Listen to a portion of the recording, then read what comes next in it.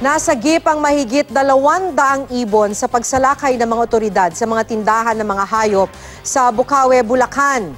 Itinuturing ng endangered ang karamihan sa mga ibong nasagip ng Department of Environment and Natural Resources at National Bureau of Investigation.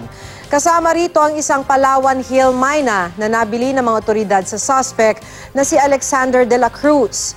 Inaresto si de la Cruz at sina Efren Villalon, Demi Garcia at Val de Marucot na nagbebenta umano ng wildlife. Anila, hindi nila alam na bawal ibenta ang mga ito.